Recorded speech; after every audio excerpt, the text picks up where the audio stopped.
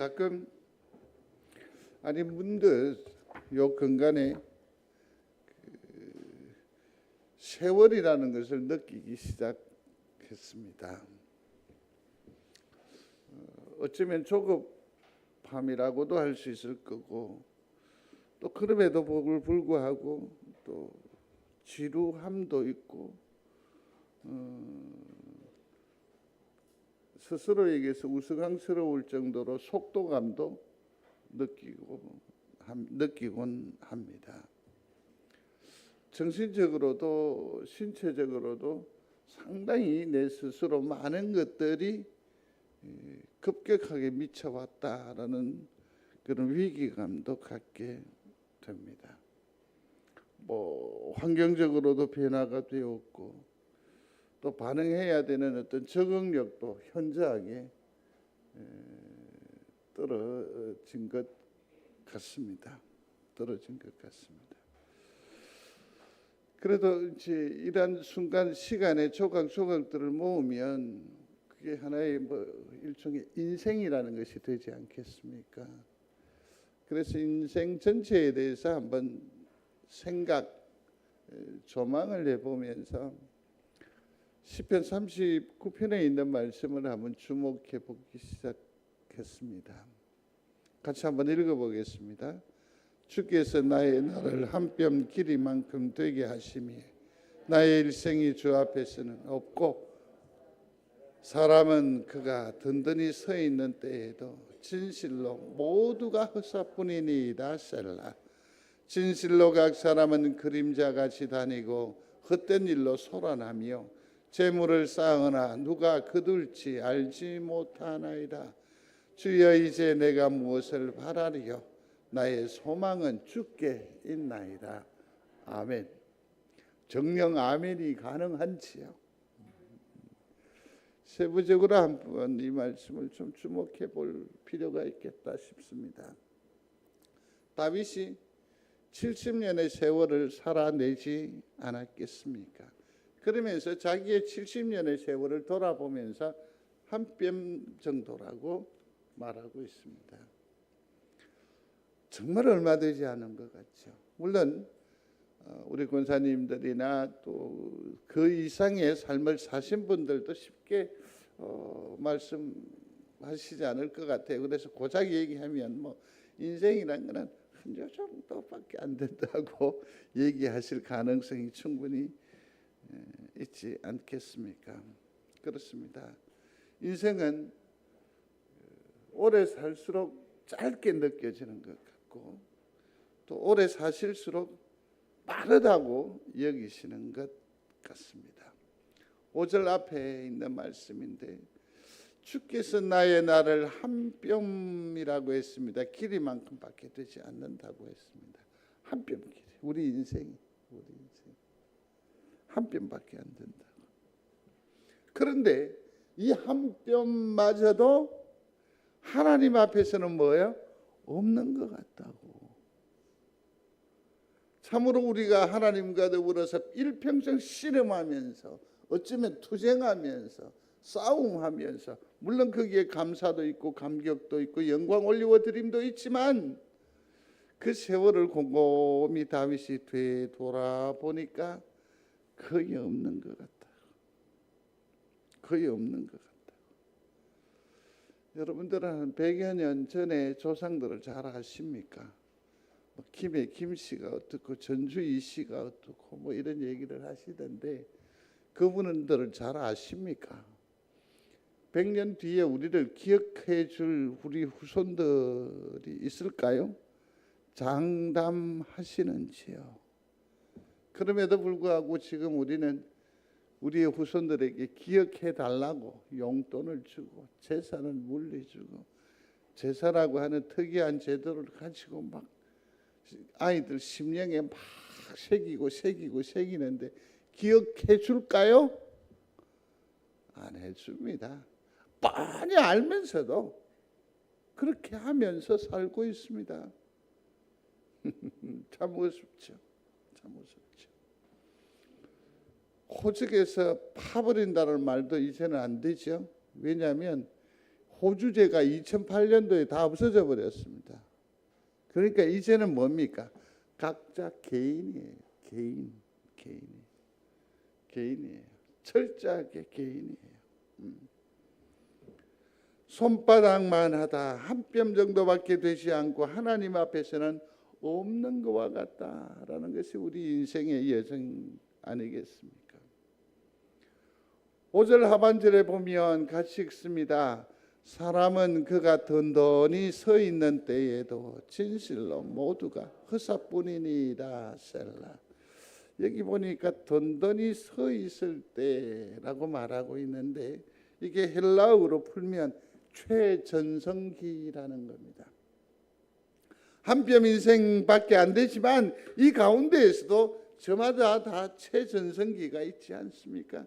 사실은 우리 성도들과 교제하는 중에 얘기를 이렇게 최전성기의 그 무용담들을 들을 때는 굉장히 기분이 좋습니다. 와우. 근데 우리가 자랑할 만한 그 최전성기, 이게 성경은 다윗은 뭐라고 느낍니까? 허사라고 했어요. 그게 뭐라고요? 허사라고 했습니다. 이 허사를 히브리어로 하면 헤벨이라고 합니다. 뜻이 뭐냐면 입김, 숨결이라고 했습니다. 짧은 세월입니다.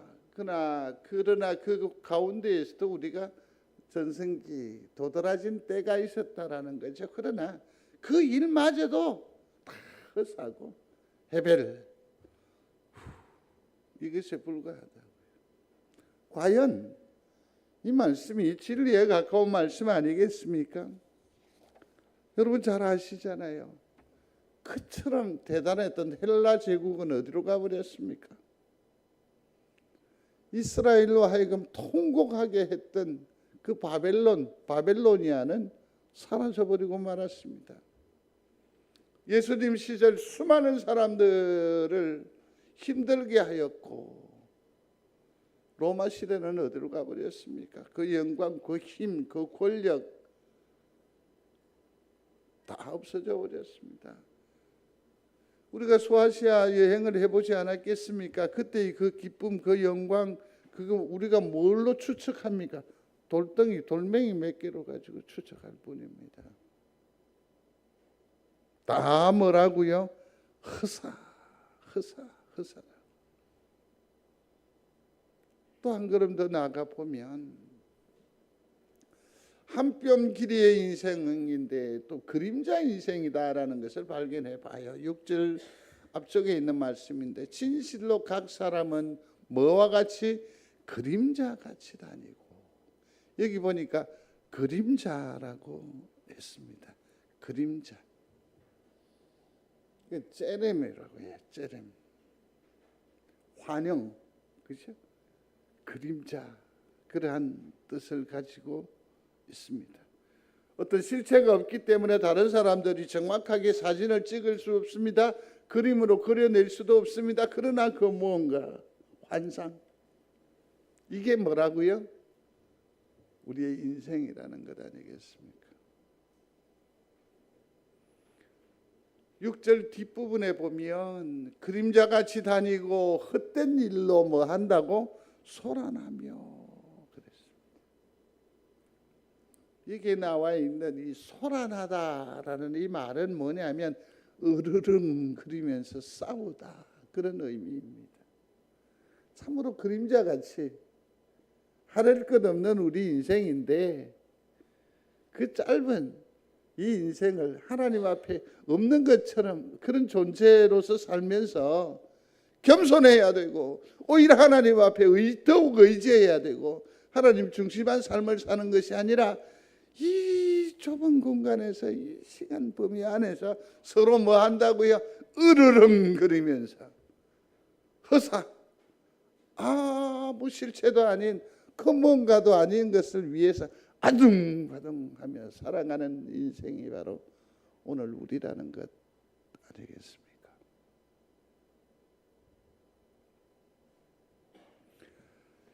6절 마지막에 보면 재물을 쌓으나 누가 거둘는지 알지 못하나이다.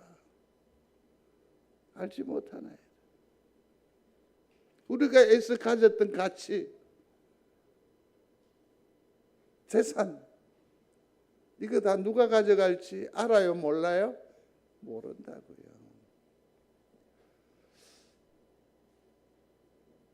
최고의 힘과 권력을 가지고 있었던 사람으로 치면 박정희 대통령이지 않을까요?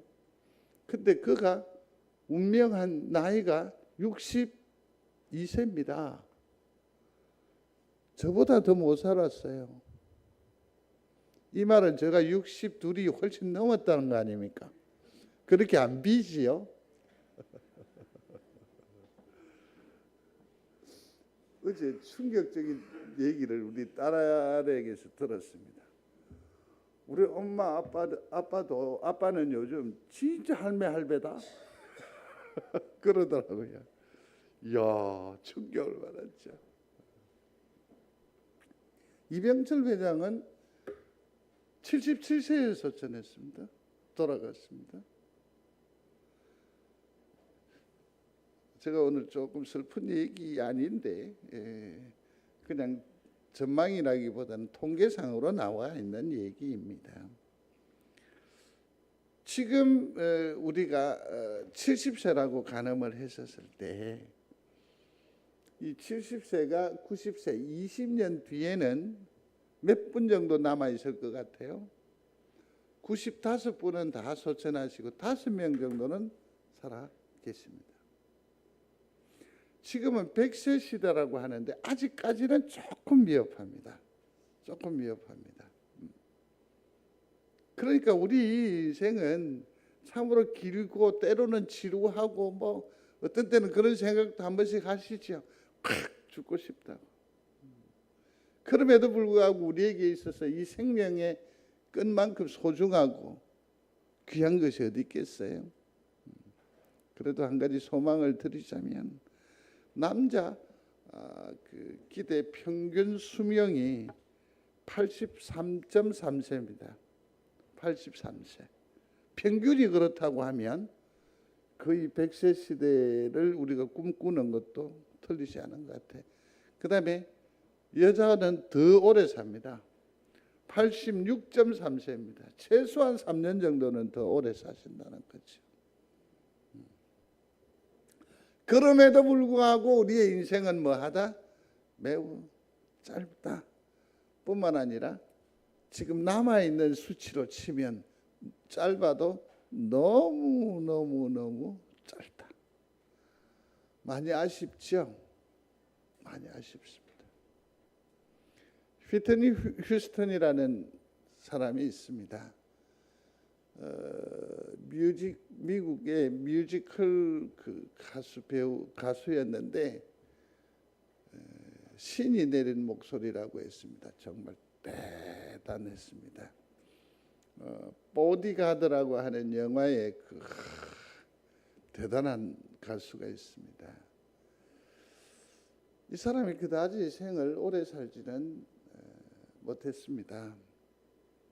그래서 그냥 자기 호화저택의 자기 집 욕조에서 아마 약물 중독으로 생각이 되는데 돌아가 버리고 말았습니다. 그에게 있어 유산이라고 하는 것은 상상을 초월하는 금액이 아니겠습니까? 200억이 넘었으니까, 달러니까. 그때 18살이었던 딸 아이에게 이 재산이 유산으로 넘어가게 됩니다. 바비 크리스티나라는 애입니다. 그런데 얼마 가지 않아서 얘가 요양병원으로 실려가는 것이 기자들에게 잡힙니다. 그러고서는 얼마지 않아서 그 또한 엄마처럼 똑같이 욕조에서 약물 중독으로 생명을 잃고 말았습니다. 그런데 이 일 이후에 이 달아이와 같이 살던 존슨이라고 하는 남자친구죠. 그리고서는 어머니, 할아버지하고 할머니 이 세 사람이 휴스턴에 그 돈을 가지고 서로 지금 소송을 벌이고 있습니다. 소송을 벌이고 있습니다. 만일에 휴스턴이 자기가 남긴 그 업적이거나 이것을 가지고 자손들이 이렇게 다툴 줄 알았으면 그걸 내놨겠습니까? 줬겠습니까? 어디다 줘요? 차라리 기부하죠. 차라리 기부하죠. 문제는 우리는 기부할 게 없어서 문제지. 기부할 게 없어 그렇죠. 이 짧은 인생에 그나마 허사를 경영하면서 최선을 다한 우리 삶의 몫이 열매라도 이것이 어디로 흘러갈지 알아 몰라? 몰라. 아까 그림자라고 하지 않았습니까? 부산시 인구가 작년 통계로 하면 336만 7천여 명밖에 안 됩니다. 340만도 안 됩니다. 인구가 어떻게 해요? 급격하게 줄어듭니다. 인구 절벽이라고 합니다. 주일학교와 청년 학생에 대해서 우리가 끝없이 기도합니다만 제일 심각한 건 뭐냐면 인구수가 절대적으로 줄어들기 때문에 데리고 올 아이가 없습니다. 아이들이 적기 때문에 학부모들은 철저하게 자기중심적으로 판단으로 교육적 가치를 다 결정을 합니다.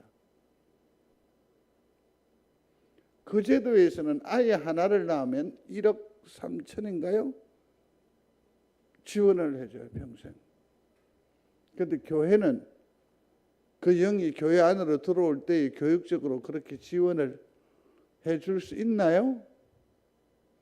흑인 영혼의 문제를 돈으로 목사님은 어떻게 얘기하십니까? 그렇게 말하는지 모르겠지만요. 교회 안에 30대, 40대가 없습니다. 대부분의 주일학교는 뭐죠? 자녀들로 인해서 주일학교가 구성이 되는데 30대, 40대가 없어요. 그러니까 당연히 주일학교도 없는 거예요. 여전히 우리는 꼰대의 생각을 하고 있어요. 그러니까 앞으로 교회가 너무너무 염려스러워요. 너무너무 걱정돼요. 하나님 앞에 너무너무 민망해요. 참 걱정이에요. 오늘은 그 얘기를 하려고 하는 것이 아니라 자 여기에서 한 10분의 1 정도만 생각을 하십시다. 여러분들이 알고 있는 사람이라고 한다면 그러면 최소한 34만 명 정도. 여러분은 부산시의 사람들을 10분의 1 정도는 알고 있습니까? 너무 많이 갔나? 그건 0.01%로 할게요. 3만 명 정도는 여러분 사귀고 교제하십니까? 그럼 0을 하나 더 붙이지 뭐. 300명 정도는 만나고 계십니까? 정말 내 배고픔과 내 아픔과 내 외로움과 내 쓸쓸함과 내 차디찬 구들장의 행편을 아는 사람이 30명 정도는 있습니까? 그럼 아니잖아요.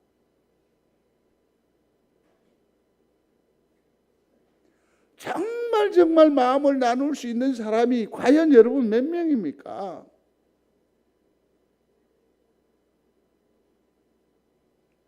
남편이 내 마음을 헤아려 줍니까? 아내가? 아닌 거 아시죠?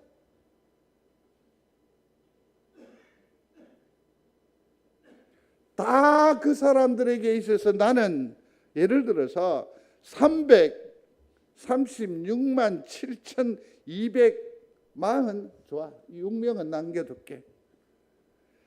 336만 7,240명에게 있어 나란 존재는 그림자예요.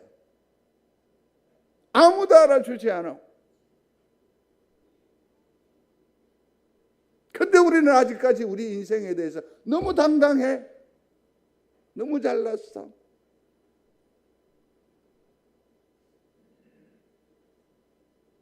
내가 길을 가는데 아무리 치장을 해봐요. 그들에게 있어서 나는 그림자일 뿐이에요. 우리 인생에 대해서 좀 더 진지하게 생각해 볼 필요가 있다라고 생각을 해요. 전도서는 이렇게 말합니다. 같이 읽습니다. 전도자가 이르되 헛되고 헛되며 헛되고 헛되니 모든 것이 헛되도다. 한 구절에 이 헛되다는 말이 헛되고 헛되며 헛되고 헛되니 모든 것이 헛되도다. 5번이나 표현을 하고 있어요. 그러면 여기서 한 가지 우리는 좀 더 발전적으로 도모해야 될 거예요. 허사, 해벨 다 헛돼요. 그러면 우리가 어떻게 세상을 살아내어야 할 것이냐 하는 것 아닙니까? 7절입니다. 다 같이 조금 소리를 높여 읽겠습니다. 주여 이제 내가 무엇을 바라리요? 나의 소망은 주께 있나이다. 아멘. 제가 한때 연초에 결심을 한 적이 있습니다. 그게 뭐냐면 설교를 짧게 하는 거였습니다. 그러면 다 좋아하세요. 칭찬을 제보고 하시더라고요. 근데 올해는 기조를 좀 바꿨습니다. 길이에 목숨을 걸 것이 아니라 말씀의 깊이와 내용에 목숨을 걸어야 되겠다. 동의를 안 하시는 것 같네요. 깊이와 질을 조금 생각을 해야 되겠습니다. 영 반응이 그러네. 다시 짧게 해야 될 것 같아요. 테바의 사람이 되라. 소리 한번 하겠습니다. 테바의 사람이 되라. 헛되고 헛되다라고 했습니다. 모든 것이 헛되다라고 했습니다. 그렇다고 한다면 우리가 무엇을 바라고 어떻게 삶을 살아내어야 하느냐? 테바의 사람이 되는 겁니다. 테바. 창세기 6장을 보면 15절입니다. 같이 읽겠습니다. 내가 만들 방주는 이러하니 그 길이는 300규빗이요 넓이는 50규빗 높이는 30규빗이라. 아멘. 이것을 우리 환산을 하면, 우리 도량형으로 환산을 하면 무려 길이가 136m 정도 되고 높이가 22m고 넓이가 22m고 높이가 13m 정도 됩니다. 그러니까 이 배의 톤수로 치면 32,000톤 정도 되는 엄청난 겁니다. 이걸 세상을 다 담으려고 하니까 이 정도 규모는 되는 것 같습니다. 이걸 만들었습니다. 근데 이 만든 이 방주를 뭐라고 하느냐 하면 테바라고 합니다. 소리하십시오. 테바. 테바. 방주를 테바라고 합니다. 테바. 그런데 한번 생각을 해보시겠습니까? 상상을 한번 최대한 동원해 보시기를 바랍니다. 여기 안에 갇혀져 있는 이 동물들은 뭐냐면 철저하게 약육 강식의 마인드입니다. 맞죠?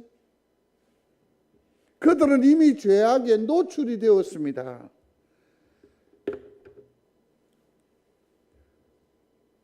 육장 초반에 보면 그들의 삶이 아주 그냥 엉망진창이 되어버렸습니다. 그러니까 이들은 악의 맛을 들인 사람이고 달콤함이거나 그 손쉬움을 아는 사람들입니다. 약육강식입니다. 자연이, 생태계가 노아 방주 안에 들어왔습니다. 도시 구조에서 제일 어려운 게 뭔지 아십니까? 하수처리입니다. 이 안이 어떻게 되겠어요? 그죠? 양이 있는데 여기 사자가 있다? 호랑이가 있다? 어떻게 되겠어요? 아수라장이 될 거예요.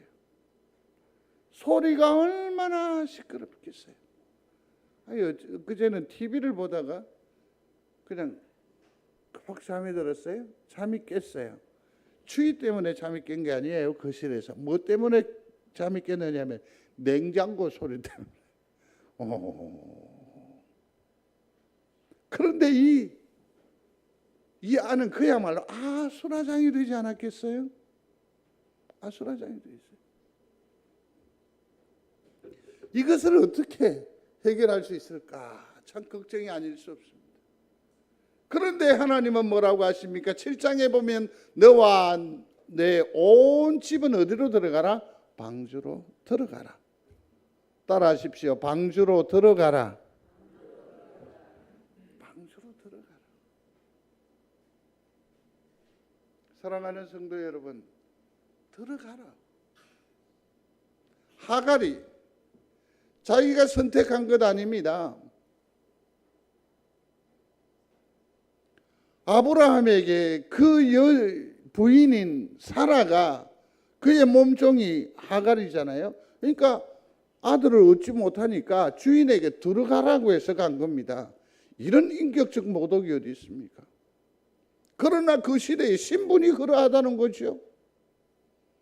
그래서 아들을 낳았습니다. 누굽니까? 이스마엘을 얻었습니다.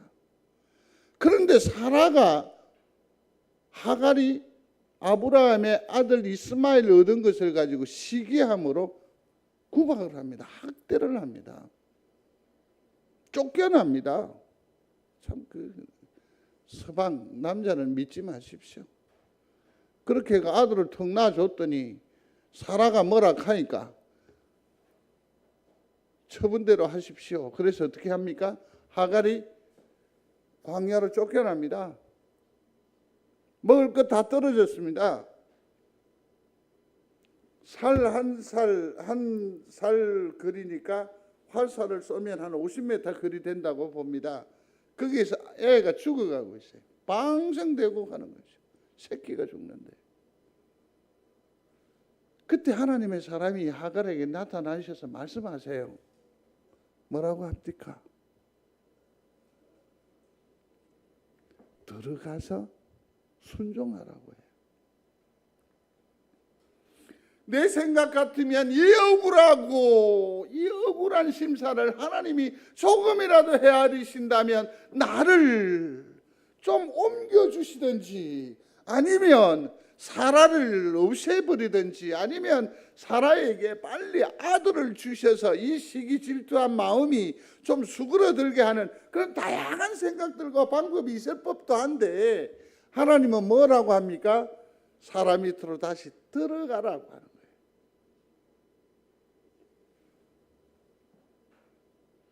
이 아수라장인 방주 안에 들어가라.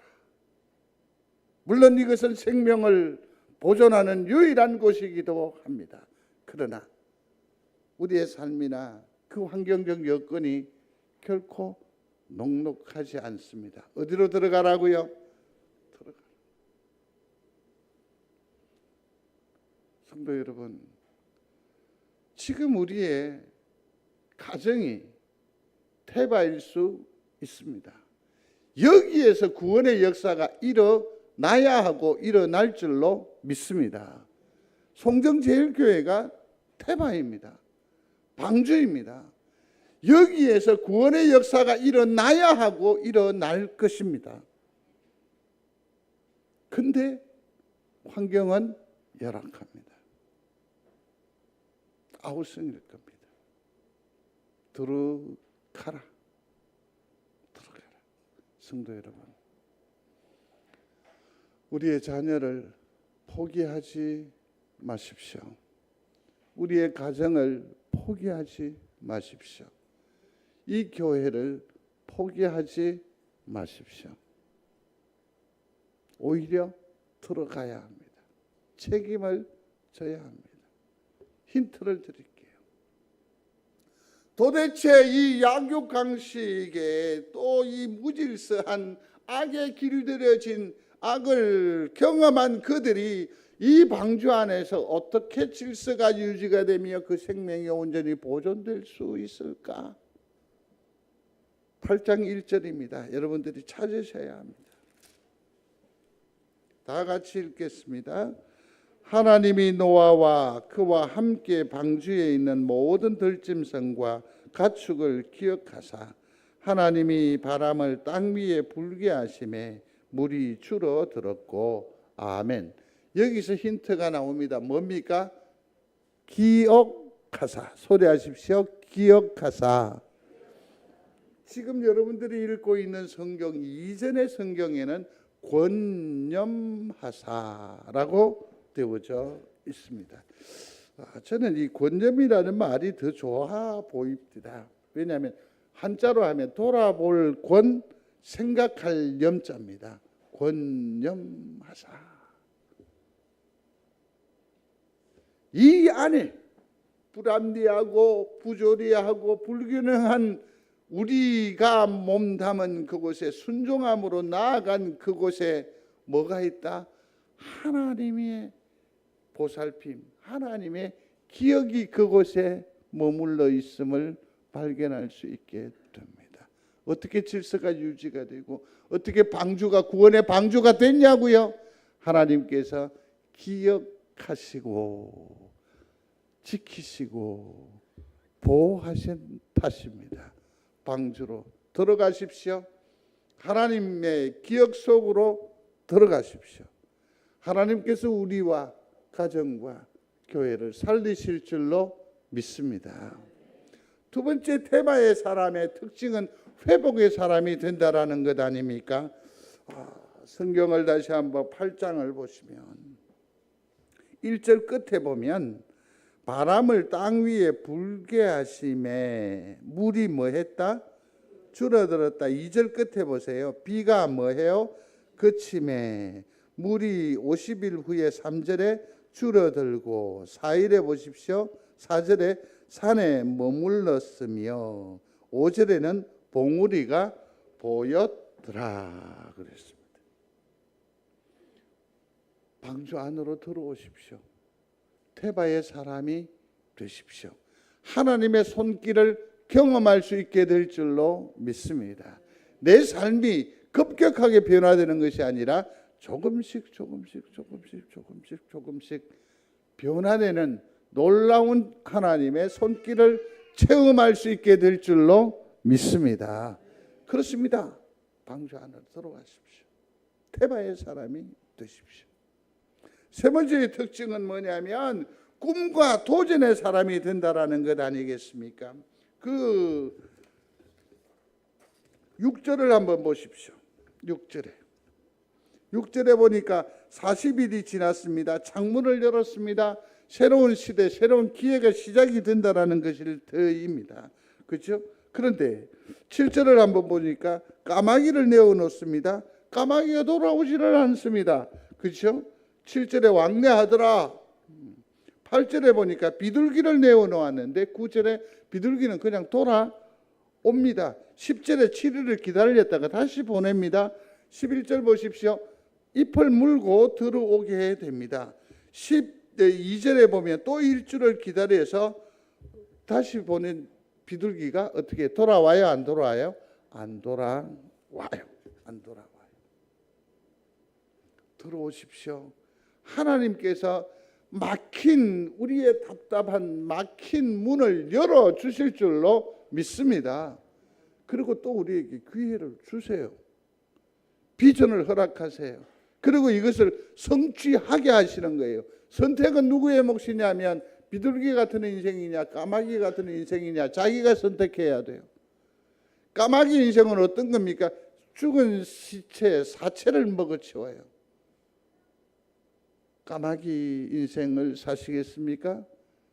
비둘기 인생을 사시겠습니까? 그것만 우리가 선택하면 돼요. 마지막으로는요. 사명자로 살게 돼요. 창세기 1장 28절에 보면 어떤 표현이 나와 있느냐면 창세기 1장 28절을 제가 봉독해 드리면 하나님이 그들에게 복을 주시며 하나님이 그들에게 이르시되 생육하고 번성하여 땅에 충만하라. 땅을 정복하라. 바다의 물고기와 하늘의 새와 땅에 움직이는 모든 생물을 다스리라 하셨어요. 근데 이 일에 이 사람들이 실패하지 않았어요. 근데 8장 17절입니다. 찾으셨습니까? 같이 읽겠습니다. 너와 함께한 모든 혈육 있는 생물 곧 새와 가축과 땅에 기는 모든 것을 다 이끌어내라. 이것들이 땅에서 뭐하고 생육하고 땅에서 번성하리라 하시매. 아멘. 다스리는 자, 번성하는 자로서의 인생을 시작하게 하신다라는 것 아닙니까? 오늘은 끝까지 가려고 했는데 그 집을 제가 꺾어야지 어떡하겠습니까? 오늘은 여기까지 하겠습니다. 대신 다음 주에는 테바의 사람이 되라 두 번째 시간을 갖도록 하겠습니다. 다음 주에는 이 갈대 상자마저도 테바라고 할 수가 있고, 그 다음에 우리의 인생에 있어서 이 갈대 상자와 방주의 공통점이 있습니다. 거기에서 우리는 하나님의 뜻을 보게 될 것입니다. 우리의 삶의 자리에 있어서 도대체 이것은 무엇을 의미하는지, 그래서 우리가 이것을 어떻게 해석해야 하는지, 그렇게 해서 이것으로 말미암아 어떤 은혜까지 나아갈 수 있는지 다음 주에 방주에 들어가라 테바의 사람이 되라 라는 부분 2를 얘기하겠습니다. 오늘 다 하려고 했는데 얼굴 표정을 보니까 너무 간절하게 목사님 빨리 맞춰주세요 그러는 것 같아서 정리하겠습니다. 방주에 들어가시기를 바랍니다. 테바의 사람이 되시기를 바랍니다. 좀 더 쉽게 말씀을 드리면 이런 겁니다.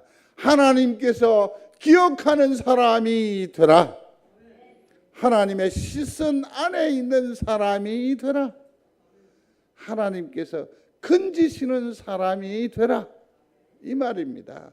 내가 애써서 내가 일어나고 내가 성취하고 내가 무언가를 따내는 것이 아니라 나는 부족하고 연약합니다. 그러므로 하나님을 의지할 수밖에 없습니다. 그러니 뭐하게? 하나님께서 나로 하여금 어떻게 해요?